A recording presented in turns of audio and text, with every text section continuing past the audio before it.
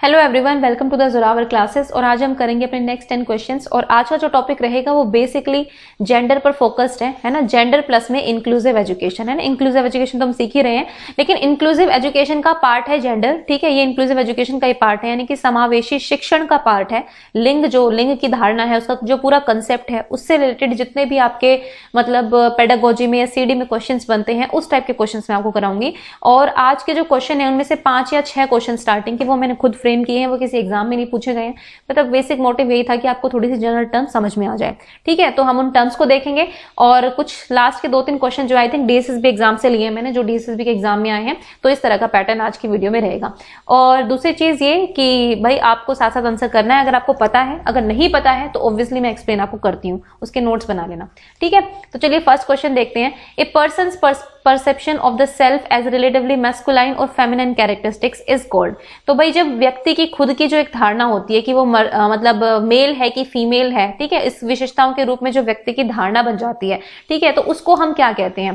ठीक है, तो gender stereotyping, gender identity, gender role से जेंडर डिस्क्रिमिनेशन, लिंग रूढ़िवादिता भी बोलते हैं जेंडर स्टीरियोटाइपिंग को, या फिर लिंग रूढ़िबद्धता भी बोलते हैं। जेंडर आइडेंटिटी मतलब आपकी लिंग पहचान, लिंग भूमिकाएं या फिर लिंग भेदभाव। ठीक है, क्वेश्चन से तो ये क्लियर हो रहा है कि भाई ऑप्शन नंबर डी तो हो नहीं सकता, लिंग भेदभाव तो यहाँ पे कुछ हो नहीं रहा है। अब बात करते हैं बाकी 3 ऑप्शंस के बारे में। तो जेंडर स्टीरियोटाइपिंग वो होती है जब आपकी पहले से कुछ धारणा सेट होती है ना, आपका जो एक सोच होती है वो बायस्ड होती है पहले से। आपको पता होता है कि ठीक है भाई ये मेल को ही करना चाहिए, ये फीमेल को ही करना चाहिए, और ऐसा ही चलता आ रहा है, ऐसे ही करना है। ठीक है, ये आपकी कुछ लिंग रूढ़िबद्ध धारणाएं होती हैं जो आप पहले से मन में बनाकर चलते हैं। ठीक है, आपके सामने फिर अगर लड़की आएगी तो आप उसको उसी तरीके से ढालने की कोशिश करेंगे, लड़का आएगा तो आप उसी रोल में ढालने की कोशिश करेंगे। ये भी नहीं है। ठीक है, अब बात आती है जेंडर रोल्स की और जेंडर आइडेंटिटी की। तो यहां पर बात की गई है पहचान की। एक व्यक्ति की अपने बारे में एक धारणा, वो उसकी पहचान कर रहा है कि हाँ भी ये मैस्कुलाइन है या फीमेल कैरेक्टरिस्टिक्स है। ठीक है, ये होती है जेंडर आइडेंटिटी आपकी अपने बारे में। ठीक है, आपकी खुद के बारे में जो धारणा होती है मर्दाना या फिर स्त्री विशेषताओं को लेकर, उसको हम बोलते हैं gender identity. Okay, gender role तो भाई जेंडर आइडेंटिटी पता चल गई, जेंडर स्टीरियोटाइपिंग होगी, फिर आपको कुछ रोल असाइन हो जाते हैं सोसाइटी में कि ये रोल आपको करनी है। ओके, उसके बाद नेक्स्ट देखते हैं, a full understanding of the biologically based permanence of gender. ठीक है भाई, जब बच्चे को एक पूरी तरह से जैविक रूप से आधारित स्थायित्व आ जाता है, मतलब उसको ये पूर्ण समझ आ जाती है कि ठीक है मेरा जेंडर फिक्स्ड है और वो चेंज नहीं हो सकता है। अगर मैं मेल हूं या फिर मैं बॉय हूं तो मैं बॉय ही रहूंगा जिंदगी भर। अगर मैं फीमेल हूं है और अगर मैं गर्ल हूं, ठीक है, तो मैं वही रहूंगी जिंदगी भर। ठीक है, ये एक धारणा होती है बच्चों में जो फिक्स हो जाती है। देखो कोलबर्ग कहते थे कि 6 से 7 साल तक जो बच्चा होता है, मतलब इससे पहले का जो बच्चा है, उसके अंदर ये धारणा जो है वो फिक्स नहीं हो पाती है, तो वो फ्लक्चुएट करती रहती है। अगर वो लड़का जो है लड़की के कपड़े पहन लेता है तो उसको लगता है कि मैं लड़की बन गया हूं, और लड़की अगर लड़के के कपड़े पहन लेती है तो उसको लगता है कि मैं लड़का बन गई हूं। कुछ धारणाएं जो होती है फ्लक्चुएट करती रहती है, कभी उसको लगता है मैं लड़का हूं, कभी लगता है लड़की हूं। ठीक है, आप जब भी पूछो कि आप लड़के हो कि लड़की हो, कभी वो बोलेगा मैं लड़की हूं, जो उसको जो बोल देगा नहीं आप तो लड़के हो तो वो लड़का ही बोलेगा। तो इस तरह की चीजें होती रहती है। मतलब ये कोलबर्ग का कहना था कि इससे पहले की उम्र के जो बच्चे होते हैं 6-7, मतलब ऑब्वियसली इसमें वेरिएशन हो सकता है कुछ बच्चों में 4-5 साल की उम्र तक जो अंडरस्टैंडिंग आ जाती है। लेकिन कोलबर्ग ने इसका जो एग्जांपल दिया था वो क्यों दिया था, ये कहते हैं कि इस समय तक का जो बच्चा होता है उसके अंदर कंजर्वेशन, जिसको हम संरक्षण बोलते हैं, जो पियाजे की टर्म है ना कंजर्वेशन, जिसमें आपका रिवर्सिबिलिटी और डिसेंट्रेशन दोनों आता है। ठीक है, ये दोनों धारणाएं जो है बच्चे में विकसित नहीं हो पाती है 6-7 साल के बच्चे में, इसलिए उसके अंदर जो है ये मेल और फीमेल को लेकर जो धारणा होती है वो फिक्स नहीं होती है।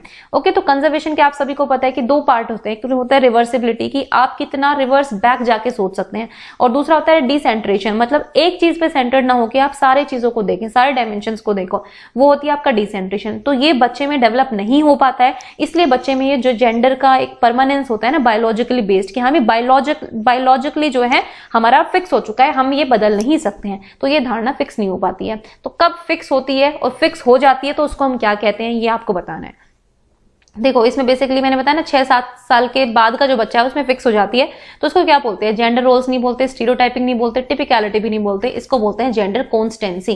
देखो ये कॉन्स्टेंसी यहाँ पे भक्ति आ गया, गूगल ट्रांसलेट ने, आप देख लेना कॉन्स्टेंसी को शायद समरूपता कहते हैं, कुछ कहते हैं ना, एक बार हिंदी आप डिस्कस कर लेना आपस में कि कॉन्स्टेंसी को क्या कहते हैं। जेंडर कॉन्स्टेंसी जो होती है आपकी फिक्स एक तरह से बायोलॉजिकली बेस्ड परमानेंस हो जाती है आपके जेंडर की, आपके दिमाग में। ये बच्चों की बात हो रही है। ओके, चलो नेक्स्ट देखते हैं। नेक्स्ट है increased gender stereotyping of attitude and behavior and its movement towards a more traditional gender identity। अब देखो यहाँ पर क्वेश्चन क्या है, क्वेश्चन को समझने की जरूरत है आपको। लिंग रूढ़िवादी रवैया और व्यवहार में और एक अधिक पारंपरिक लिंग पहचान की ओर जब आंदोलन होता है आपके मन में, तो उसको हम क्या कहते हैं? मतलब एक तरह से बहुत गहरे तरीके से ये चीजें बैठ जाती है। जेंडर स्टीरियोटाइपिंग, जो एटीट्यूड होता है, बिहेवियर होता है, आपका जो रवैया होता है, व्यवहार जो होता है, उसके अंदर पूरी तरह से जेंडर स्टीरियोटाइपिंग जो है वो फिक्स हो जाता है। वो बहुत ही ज्यादा, अगर मैं कहूं तो इंटेंसिफाई हो जाता है, बहुत गहन हो जाता है। ठीक है, इसको हम बोलते हैं जेंडर इंटेंसिफिकेशन। ठीक है, ये इसका एग्जैक्ट आंसर है।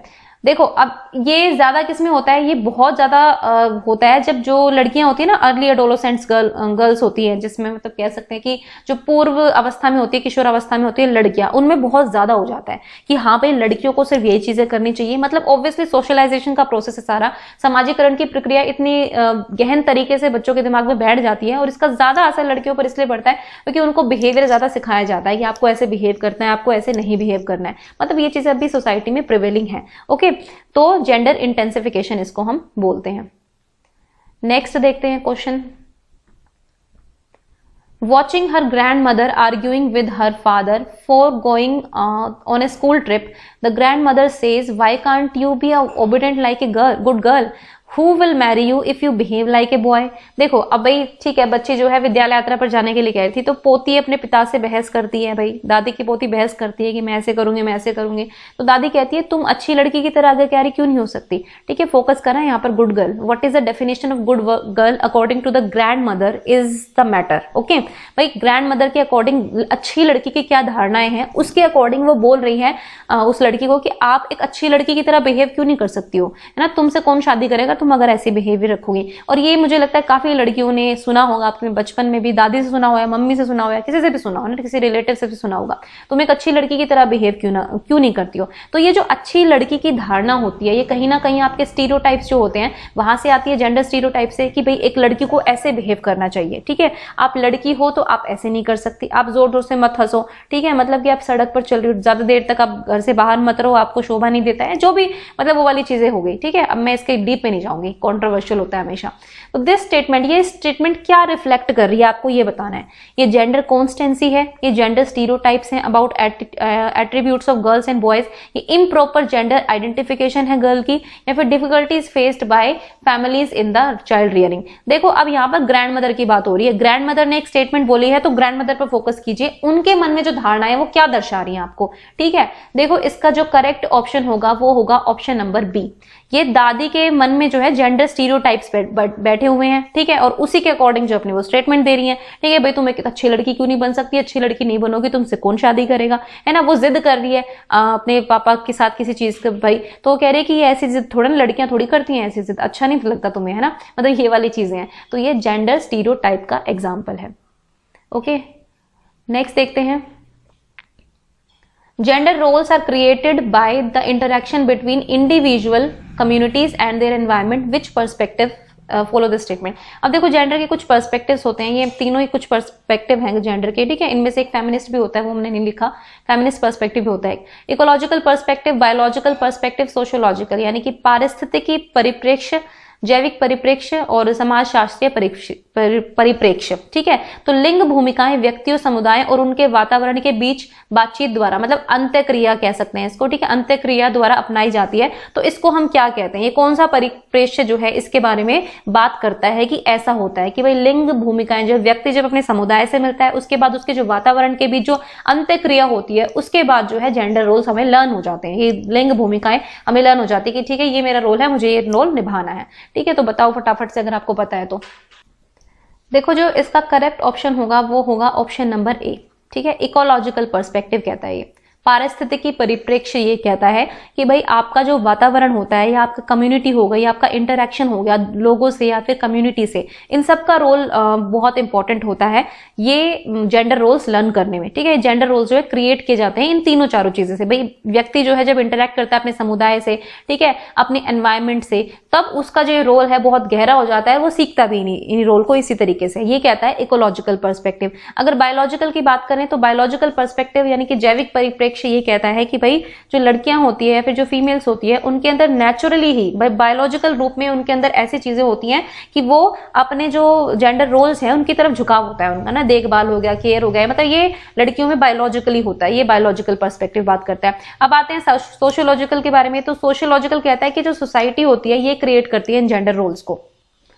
ये कहते हैं सोशियोलॉजिकल पर्सपेक्टिव, देखो क्या कहता है, ये बेसिकली कहता है कि ये सिखाया जाता है, मतलब ये जेंडर रोल जो है सिखाए जाते हैं सोसाइटी में, है ना। ये अपने आप से इंटरेक्शन से इन चीजों से नहीं आता है, ये आपको प्रॉपरली सिखाया जाता है कि आपको ऐसे बिहेव करना है, ऐसे बिहेव करना है, और सोसाइटी इसको सिखाती है, ठीक है। फेमिनिस्ट पर्सपेक्टिव कहीं ना कहीं इसके अंदर ही आता है। वो इसमें बहुत मतलब फेमिनिस्ट पर्सपेक्टिव जो है बहुत डीप में चले जाते हैं, ठीक है। वो मतलब आपके एग्जाम लायक नहीं है, इसलिए मैंने आपको ज्यादा नहीं समझाया उसके बारे में। तो सोशियोलॉजिकल पर्सपेक्टिव जो है वो ये कहता है कि नहीं, सोसाइटी में लर्न किए जाते हैं, याद किए जाते हैं, जैसे हम पढ़ते हैं ना कोई चीज को, ऐसे ही आपको सिखाया जाता है, आप लर्न करते हैं यहाँ पे, ठीक है। जबकि इकोलॉजिकल कहता है कि नहीं, यहाँ पे इंटरेक्शन होता रहता है, तो धीरे धीरे हम अपने आप लर्न करने जाते हैं। देखो अब हम कहें तो भाई दोनों का ही है ना, दोनों का इफेक्ट होता है। हम लर्न भी, कुछ चीजें हम लर्न करते हैं, कुछ हमें अपने आप एनवायरमेंट से आ जाती है। जो हमारा सामाजिकरण जिस तरीके से होता है तो हम लोग उस चीज को एक तरह से गहनता के साथ जो है लर्न करते जाते हैं। ओके, तो option number A is the correct option of question number 5।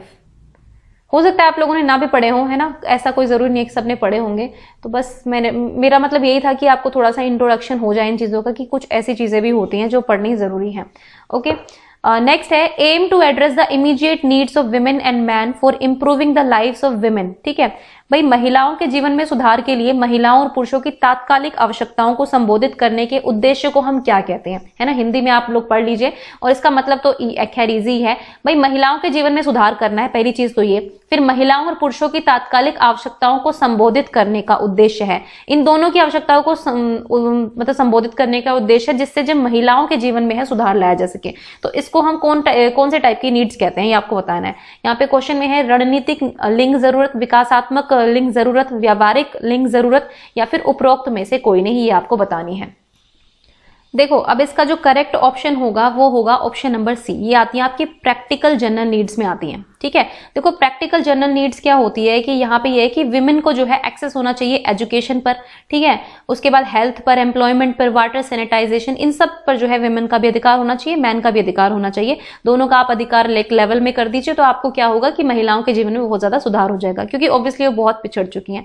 अब अगर हम बात करें स्ट्रेटेजिक जेंडर नीड्स की, जैसे कि इसको कहते हैं रणनीतिक लिंग जरूरतें, तो इसमें क्या होता है कि ये कहते हैं कि आप जो अनइक्वल जितना भी डिस्ट्रीब्यूशन है, रिलेशनशिप्स है ना पावर की विमेन और मैन के बीच में, उसको ट्रांसफॉर्म कर दो एकदम से, है ना। मतलब डिवीजन सा ला दो एक तरह से, ताकि जो है ये मैन जो है इन्होंने जितना भी किया है उसके लिए इनको भरना भी पड़े, एक तरह से कह सकते हैं, या फिर वुमेन को जो है थोड़ी ज्यादा पावर भी दे सकते हैं। जैसे कि आप देखो डिवीजन ऑफ लेबर किया जाता है, ठीक है। उसके बाद हम कह सकते हैं लीगल राइट्स भी इंक्लूड कर दिए जाते हैं विमेन को, कि आप इनको सजा दो, है ना। अगर ये आपके साथ कुछ बुरा करते हैं तो आप सजा दो इनको, तो ये आपका स्ट्रेटेजिक में आ जाता है। डोमेस्टिक वायलेंस हो रहा है तो आप इनको सजा दो, ठीक है, ये वाली चीजें होती हैं। जबकि यहाँ पे कहा जाता है प्रैक्टिकल नीड में कहा जाता है जो प्रैक्टिकल लाइफ में आपका हेल्थ है, सैनिटाइजेशन है, एजुकेशन है, इन सब चीजों में इनको भी बराबर भागीदारी चाहिए। मतलब दोनों को जो है उनकी दोनों की लाइफ को आपको सुधारना है, ताकि ऑटोमेटिकली जो है विमेन की लाइफ में भी सुधार आ जाएगा, ठीक है। तो ये थी आपके प्रैक्टिकल नीड्स। देखो डेवलपमेंटल जेंडर नीड्स ऐसा मैंने कुछ पढ़ा नहीं है, मैंने दो टाइप की जेंडर नीड्स पढ़ी है, स्ट्रेटेजिक जेंडर नीड्स और प्रैक्टिकल जेंडर नीड्स, इसीलिए आपको बताया मैंने ऑप्शन में,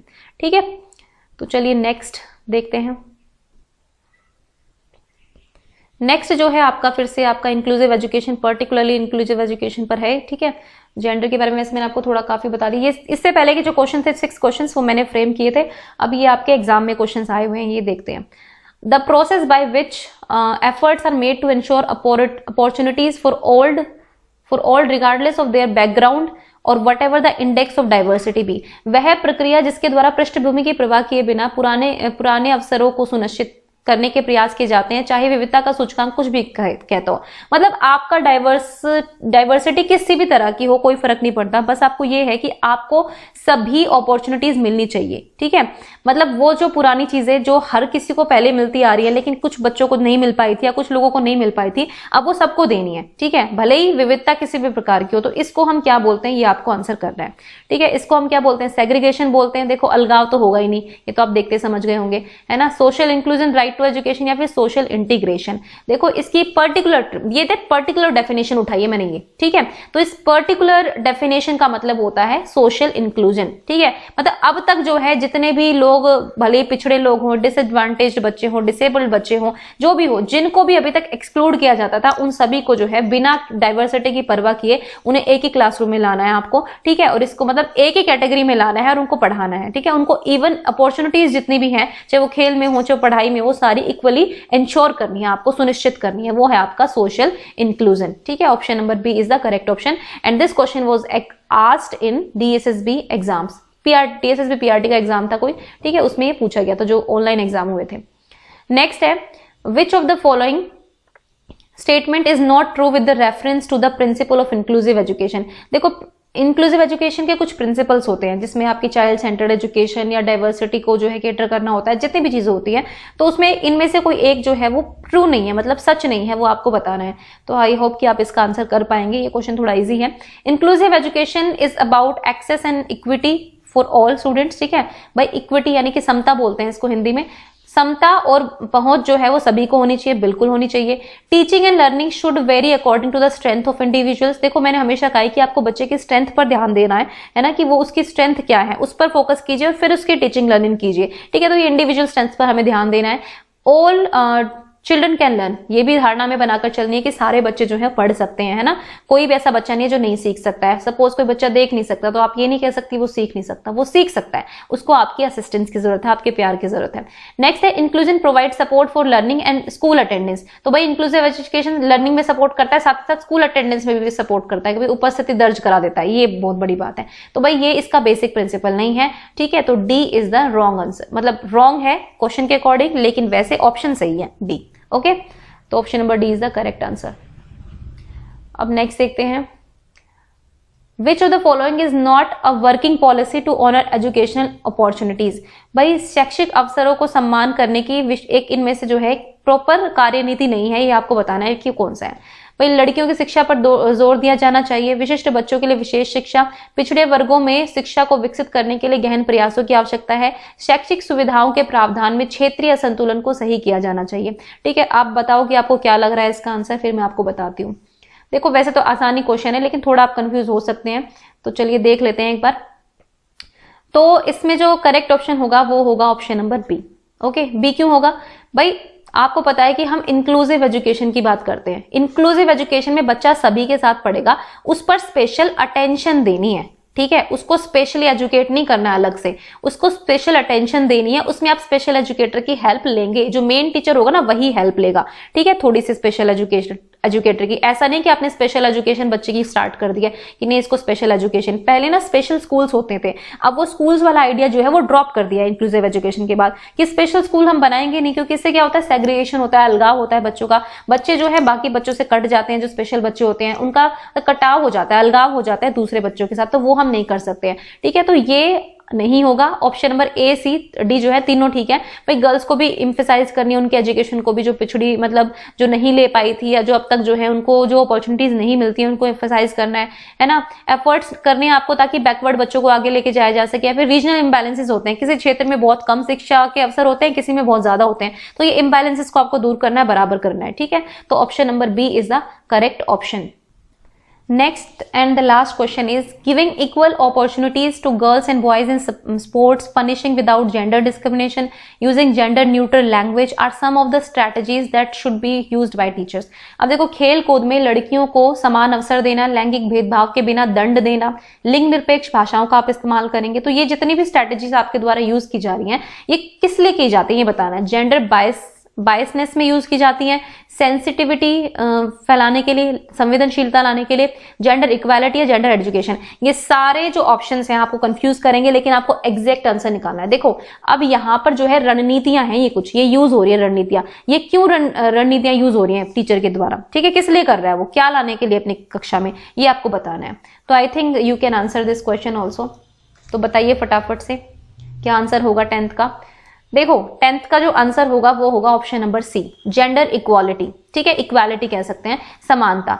आप कक्षा में ये सारी चीजें कर रहे हो ताकि आप कक्षा में समानता लेके आओ, है ना, लैंगिक समानता आप लेके आओ। आप इसलिए नहीं कर, आप यहाँ पे स्पेशली सेंसिटाइज करने के लिए नहीं कर रहे हो। सेंसिटाइजेशन में हो सकता है कि आप बच्चों को इन्वॉल्व करो कहीं पे ना, आप ग्रुप्स बनाओ, आप मिक्स्ड ग्रुपिंग कर दो, ठीक है। आप उसके बाद कोई काम दे रहे हो बच्चे को, ठीक है, कि आप उसमें जो आप सपोज आपने एक स्टोरी पढ़ा दी, ठीक है, आप उसके बाद बच्चे को सोचने पर मजबूर कर रहे हो कि बताओ इसमें ऐसा हुआ है तो क्या ये ऐसा हुआ होना चाहिए या नहीं होना चाहिए। ये होती है आपकी जेंडर सेंसिटाइजेशन। अब जेंडर बायसनेस तो यहाँ पर हो नहीं रहा है, जेंडर एजुकेशन नहीं दी जा रही है, लैंगिक शिक्षा नहीं दी जा रही है, आपको यहाँ पे समानता दिखाई जा रही है, दिखाई भी जा रही है और सिखाई भी जा रही है। This is gender equality. Okay, तो option number C is the correct option. आपको सेंसिटिविटी में डाउट हो सकता है, तो गाइस ये सेंसिटिविटी नहीं होगी, ये पर्टिकुलरली संवेदनशीलता नहीं हो रही है। हमें इन चीजों से आपको संवेदनशीलता हो सकती है, आपको आए, लेकिन हो सकता है ना भी आए। यहाँ पर टीचर जो है आपको यहाँ पे सेंसिटाइज नहीं कर रहा है आपको, obviously it can be a part of sensitization, लेकिन यहाँ पे पर्टिकुलरली क्या चीज हो रही है। मैं फिर से कहती हूँ, ये क्वेश्चन एक स्पेसिफिक क्वेश्चन है, विशिष्ट क्वेश्चन है,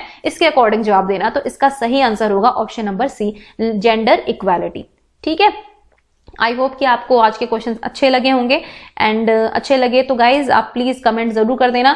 और दूसरी चीज ये है कि अपना स्कोर जो है वो भी कमेंट कर दिया करो, ठीक है। कई बार टाइम नहीं हो पाता है मेरे पास, मैं नहीं पढ़ पाती हूँ, लेकिन कोशिश करती हूँ कि पढ़ लूँ, लेकिन आजकल कुछ ज्यादा ही बिजी चल रही हूँ, तो थोड़ा सा स्केड्यूल जो है इधर उधर हिल जाता है, ठीक है। कोई बात नहीं, खैर जुड़े रहेंगे आपके साथ, और आप भी पढ़ते रहिए, बढ़ते रहिए, स्वस्थ रहे, सुरक्षित रहे, and thank you for watching the Zorawar classes.